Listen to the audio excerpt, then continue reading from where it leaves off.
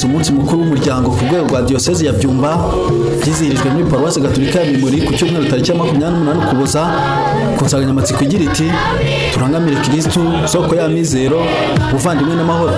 Mu gitambo cy'ukarisita cyabimburiye ibibiro cyewe n'umushumba wa Diyoseze Gatolika ya Byumba n'icyubahiro Musenyeri Papias Musengamana hatanzwe ubutumwa ku bagabuzi b'ingoboka b'ukarisita 70 ingo zirindwi z'abashyingiranwe ndetse n'abageni ba Kristo batandatu bizihiza yubile y'imyaka 25 mu gihe hari n'umugeni wa Kristo wizihizaga yubile y'imyaka 50.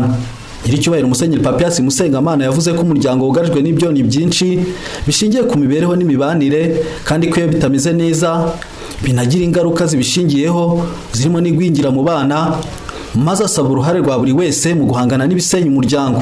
Twavuze ibyonnyi bitandukanye bisenya imiryango cyane cyane bijyanye n'imibereho n'imibanire mu ngo zacu, ariko imibanire itameze neza mu ngo bijya n'izindi ngaruka zishamikiyeho, aha cyane cyane imibereho itari myiza mu buzima busanzwe. Ingo zirimo amakimbirane ntabwo zimenya kwita ku burere bw'abana babo, twabyumvise, ndetse hari n'ibindi byonnyi biza byiyongeraho.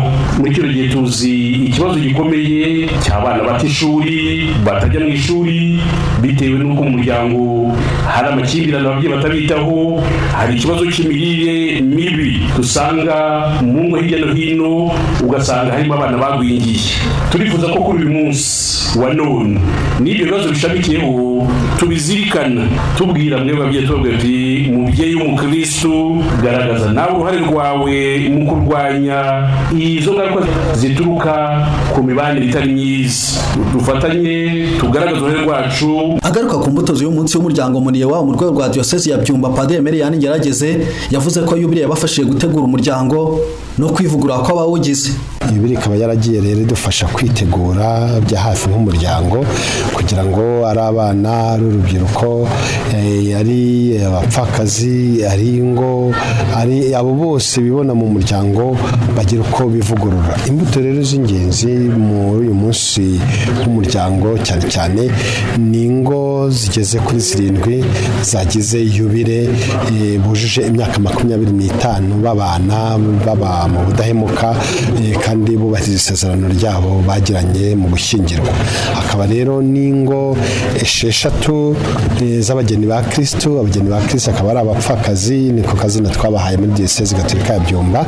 Ingo 6 rero zagize yubile y'imyaka 25 n'urugo rumwe rwa 7 rwagize yubile y'imyaka 50. Padiri mukuru wa Paruwasi Mimuri Narcisse Rurenga yavuze ko batewe ishema no kwakira abashyitsi barimo n'umwepiskopi kandi ko buri wese mu cyiciro cye cy'ikenuro bushyo yagize uruhare rukomeye muri ibi birori.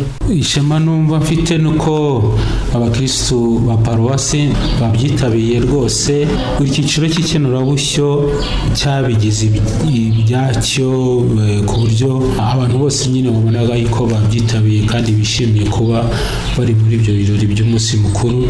Tukaba kandi dutewe ishema no kuba amaparuwasi yitabiriye iyi gahunda, ukabona n'ibintu bimeze neza.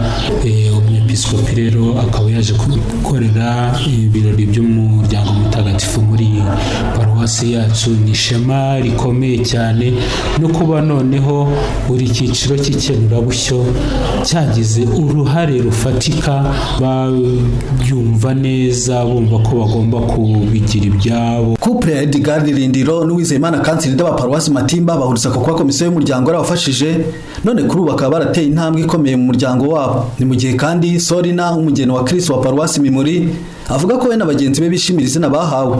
Rero icyo navugaho kuri uyu munsi uko nabibonye warateguwe kandi witeguwe neza. Tugiye mu ihuriro ry'ingo nibwo twubatse urugo rwacu bundi bushya rwari rwarasenyutse. Ibintu byo ku mutungo twari ugusesagura, ariko ubu aho twatangiye kushyirira hamwe twagize ibikorwa tugeraho, n'abana tubasha kubigisha amashuri, harimo n'abarangije kaminuza. Ariko ibyo byose byaterwaga n'ubwo bwumvikane n'ibyo biganiro tugenda tugirana. Uhamya natanga nuko tugomba kwimika isengesho mu ngo zacu. Twebwe ukomeza kutwita ngo abapfakazi kandi dufite natwe umugabo wacu Yezu Kristo, babonye bitanoze aravuga bati ngo n'abageni ba Kristo, kubera ko mwakomeje kugirira Kristo ubupfura nimwiyandarika, noneho mukomeza umurongo mwiza wa Kiliziya, baduha natwe iryo zina ryiza ry'abageni ba Kristo. Kimbagira butumwa bwatanzwe buri muryango wasabwe kubera urugero n'urugo rutagatifu rw'i Nazareti, urugo rwa Yosefu, Mariya na Yezu. Ibindi bikorwa by'ikenurabushyo bya komisiyo y'umuryango muri diyosezi ni uko bateguye icyumweru cy'umuryango kizatangira kuva tariki ya 9 kugeza ku ya 15 Gashyantare umwaka wa 2026 mu maparuwasi yose, ariko by'umwihariko mu rwego rwa diyosezi kikazabera muri paruwasi ya Nyarurema, aho kizanahuzwa kandi n'umunsi wa Saint Valentin. Hanateganyijwe amahugurwa n'inyigisho ku bagomba gutegura abahabwa isakaramentu ryo gushyingirwa mu buryo bushya bwa diyosezi.